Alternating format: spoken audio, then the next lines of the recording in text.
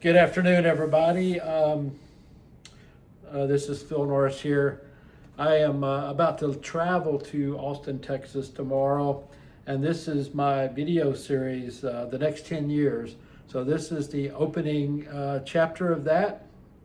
So I'm headed to Austin, Texas for the Tommy Emmanuel Guitar Camp. It'll be on Thursday, August the 27th through August the 30th. And I will be spending time with some of the world's greatest guitar players. Tommy Emmanuel was once called by Chet Atkins as the world's greatest guitar player. And Tommy is phenomenal. I've met Tommy a couple of times in private events and concerts, and he's always been a really nice gentleman. So I decided to go hang out with those guys this year. Another guitar hero of mine, the guy that I really, as an electric guitar player, really look up to and try to emulate some of his work is Eric Johnson. Eric Johnson is a phenomenal guitar player, and one of his signature songs, which I really love and have difficulty playing, is called The Cliffs of Dover. He is phenomenal. I also really enjoyed his version of All Along the Watchtower, which is a YouTube favorite video of mine. So this is the first of the series of the documentary, and my people told me to start with my guitars. So this guitar right here, of course, Tommy is an acoustic guitar player. And so I figured I might ought to take an acoustic. And so this Taylor guitar has been with me for probably 10 years or so. And to my knowledge, this guitar is the only guitar in my collection that my mother has heard me play. And my mother passed away about 7 years ago. And my mother used to sing and play with me. Or I would play and my mom would sing when I was a child in my early days of playing guitar. And we would sit around and sing. And she loved gospel songs. And her favorite artist outside of gospel was, she was very big in Frank Sinatra and Dean Martin. She would walk around the house singing their songs. And when she was in adult care, I went to her one day and I had bought her an iPod, and I put 70 or 80 of her favorite songs on that iPod. Dean Martin, Frank Sinatra, Charlie Pride, some gospel songs on there. And I left her in the morning and came back in the evening, and she had, for some reason, was in pain. And I asked her why she was in pain. Well, the nurse came in about this time and said, your mom was listening to those songs and walking up and down the hallways dancing to Dean Martin and Frank Sinatra. So that is a very good memory with my mom. And then she kept asking me, when are you going to come and play guitar for me? And so it was difficult because I lived out of town and I never had a guitar with me when I was in town. And so I decided to contact the staff of the nursing home and see what would be an appropriate way to do that. So my mom and I sat out on the front porch of the nursing home and we sang old gospel songs for a long time. And I played this guitar.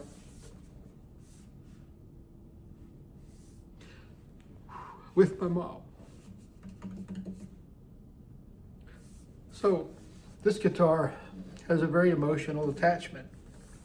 And so I plan to take this guitar and play with Tommy Emmanuel and my guitar buddies. So what I'm doing now is I am changing the strings on this guitar, and I will not bore you with that. But my other dilemma is, if you'll give me a second, what other guitars to take with me, and I'll show you a couple that I'm considering.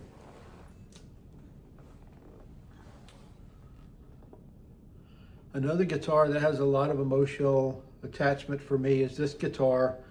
I was playing guitar at a big church in Macon, Georgia, the Mabel White Memorial Baptist Church. I believe it's maybe since changed its name, I'm not sure.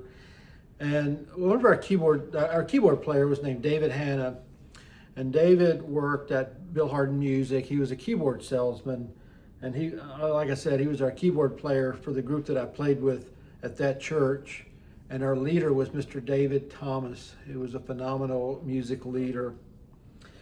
And David brought this guitar to practice one Wednesday night, and he said, "Phil, this guitar came into the store, and it had your name on it. And he said to take it home and play it. If you like it, bring the money back for it.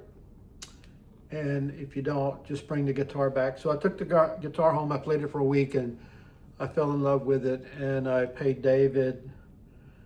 And David said to me as I gave him the money, he said,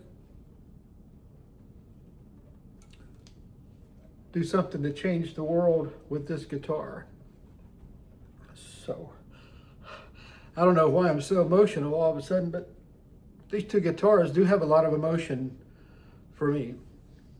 And so it wasn't too much longer that I was asked to play at another church, and I accepted their invitation. David was terminal cancer at the time that he brought me this guitar, and David passed away.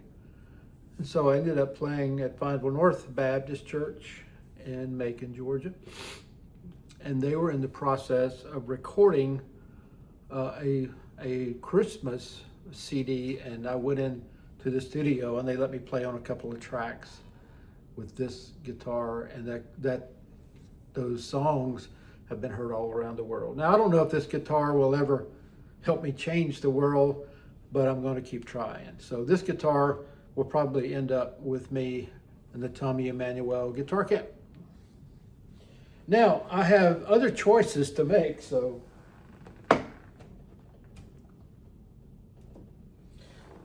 I feel like I need a Stratocaster or a Les Paul, so I'm not sure which route I'm going to go.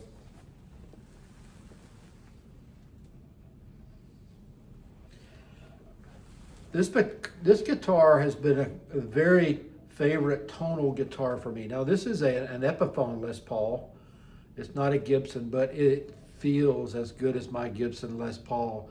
And I've recorded some songs with this guitar that are on my Apple Music and all my streaming music. This guitar is phenomenal. So I'm not sure if I'm going to take it because I'm afraid I might, if I lose it or something gets damaged, I mean, just like the other two guitars, man, what am I going to do? These are all insured, but you can't replace the emotional value that these guitars have. So I'm considering this one. This is a beautiful guitar, and the tone is just unbelievable. And it's really very, very good money spent on this guitar.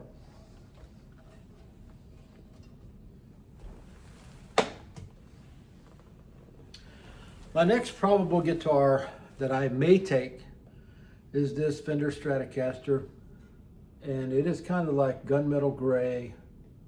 And this guitar is an Eric Clapton signature guitar. And I have recorded one of my songs that is on streaming sites. I recorded an Eric Clapton song with this guitar, and it's called Reptiles. And it is on my streaming site. This guitar I recently played at a retirement ceremony for my good friend Jim Dixon. I played Layla. He asked me to play Layla, and I played Layla with a group called Radio Source, and I played this guitar, and it is phenomenal. It is the feel of this guitar and the sound and the tone, and it has some special features with the pickups and some active features. And this guitar will probably make it in to my SUV on the way to Austin, Texas. So one other guitar that I may take will be probably a Gibson Les Paul. So let me take a look at that.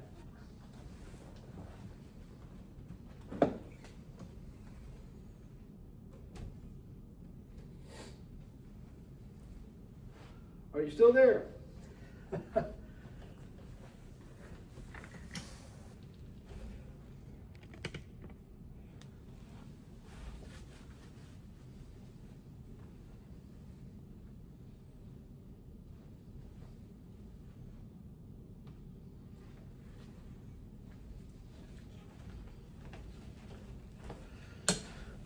This guitar is a beautiful guitar. It's a Gibson Les Paul. And so this guitar may make it into my SUV on my way to Texas. This guitar is phenomenal in tone. It feels good to play, and it's just phenomenal. So anyway, I have more Gibson Les Pauls over there, but this one is particularly exciting to play.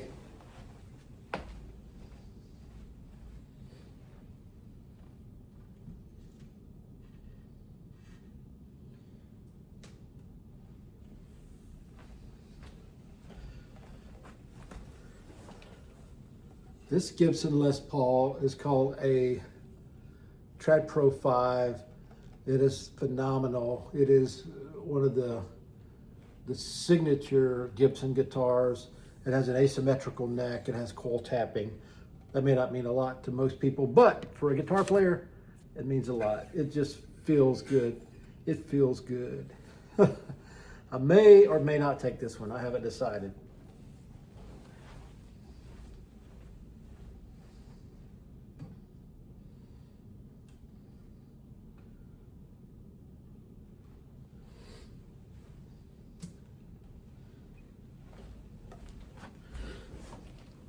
One other Gibson Les Paul that I have is, I would call this a gold top. It's a beautiful guitar, and it just plays so wonderfully well.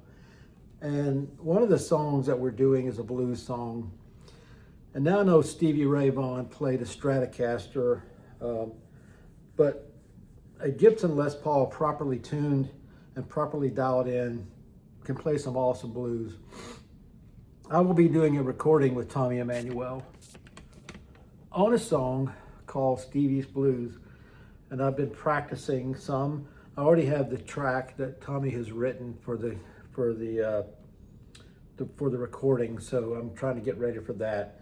I'm playing around with different guitars and different versions of the blues licks that I want to play, but it's called Stevie's Blues, and we'll be recording that during the coming days. But this gold top Les Paul is phenomenal. Ladies and gentlemen, I will keep you posted on which 2 or 3 guitars that I will take with me to Austin, Texas this week. Thank you for your interest in my music. And this is part of the documentary, The Next 10 Years. Thank you.